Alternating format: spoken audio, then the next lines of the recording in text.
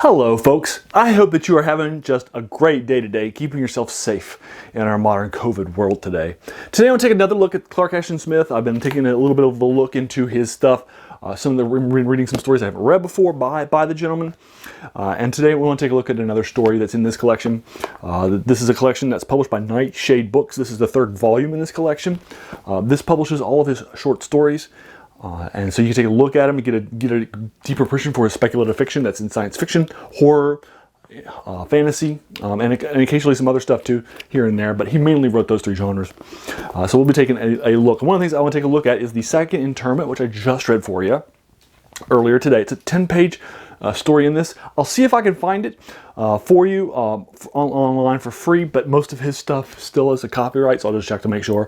But I'll also link you to this collection so you can pick up the whole 5-volume collection and then read his stuff at your leisure. He is a very compelling author. This is a guy who grew up in California. He was a poet at a very young age. He read a dictionary at a young age. He had an eidetic memory, and so he could remember the things that he came across. And so he read a dictionary, he read encyclopedias, and he retained all that knowledge that he uses to flesh out his story. He's well known for his grammar, his style of writing. His short stories feel more like prose poems than they do feel like just generally prose. He has a very careful arrangement of words and letters and that sort of thing in order to bring you into the story and to sell you on what's happening. His method of selling you on what's happening is his writing style, not what he's talking about. So it's important to understand the kind of part of Clark Ashton Smith going into him. Now, he's one of the big three writers who's writing during the pulp era. He's writing alongside for Weird Tales and some other magazines. He's writing for H.P. Lovecraft. He's also writing alongside alongside Robert E. Howard, who are his friends, and he has a bit of a group of writers that are kind of generally considered the Lovecraft circle, since he's the one that kind of brought a lot of them together, that are writing with each other, talking to each other behind the scenes, that are writing a lot of speculative fiction during this time in the 20s and the 30s. So he writes this, so he's given this idea for this story for the Second Internment by one of his editors, the editor of Strange Tales. And he likes it so much that it's given to him by one of the fans that he passes it along to Smith because he thought that Smith would do a particularly good job with this story. And less than a week later, Clark Ashton Smith, so struck by this fan's suggestion, had already written the short story, The Second Internment. Now, Clark Ashton Smith is a guy who is very, very much negative for the things that he wrote. And he even thought that this was one of his best stories ever. August Derleth, a fellow Lovecraft Circle person, agreed and actually included this in a collection of his stuff that was published for his posthumous collection after Lovecraft died, and he founded Arkham House Publishing. So he actually published this as part of a collection of the best stuff that Clark Ashton Smith wrote. And that's The Second Internment. Now, The Second Internment reads more like an Edgar Allan Poe story than anything else. It has a very, very strong Poe vein. So if you're somebody who likes Poe and you're looking forward to some of his influences in the pulp era, The Second Internment is a great psychological horror story, and I give it an 8 out of 10. So I'll just give you a quick little synopsis of it. Again, it's just 10 pages in my collection. It's not going to take you that long to read, and I just read it today for the first time for you. So let's go ahead and take a look at The Second Internment. We're going to start off. Our protagonist is a gentleman who is knighted. He is a sir in England. He has a lot of money. He recently about 3 or 4 years ago inherited the estate from his parents that died. He was engaged to this lady. He had always grown up with a sense of impending doom and death because his mother died at a very young age when he was very, very young. So he's carried that with him, this fear of death.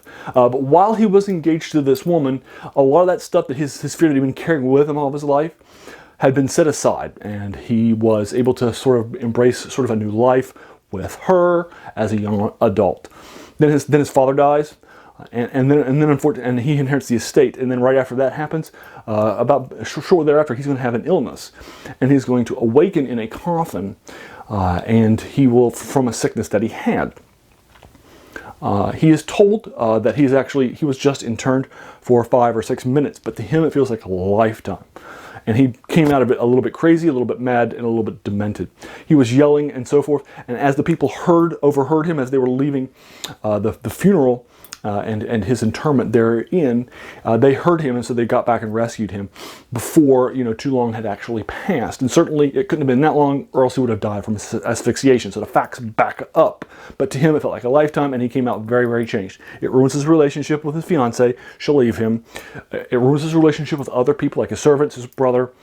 And then he has come up with a monomania for other people that have become interred, what that's like, what that fear is. He was looking up stories, excavations, in order to unearth what is actually happening, and becomes obsessed with this idea. And his illness hasn't gone away. So he suspects that the illness will strike again, leaving him into a death-like state, thus leading to a second interment, which he fears. And that is his greatest fear. So what happens? We'll take a look at that in the story. I've gotten you about halfway through the synopsis for you, so I'll leave you there. What happens? Again, it's a very psychological story. There's a lot of development with the characters, and again, it feels like a Poe-esque story written in a Clark Ashton Smith style. But it feels like it's a psychological analysis that I think is definitely something that you would get from a Telltale Heart or a Cask of Amontillado, rather than a more Clark Ashton Smith story. And I appreciate that Smith does this. Again, I give it an 8 out of 10. I think it's very well written, very well done. And even Clark Ashton Smith thought that this was one of his better stories. And this is a guy who was known for being negative about his own stories. He never thought that he had a good story, but this one he actually thought was pretty good. So I'll go ahead and leave you to it. That's The Second Internment.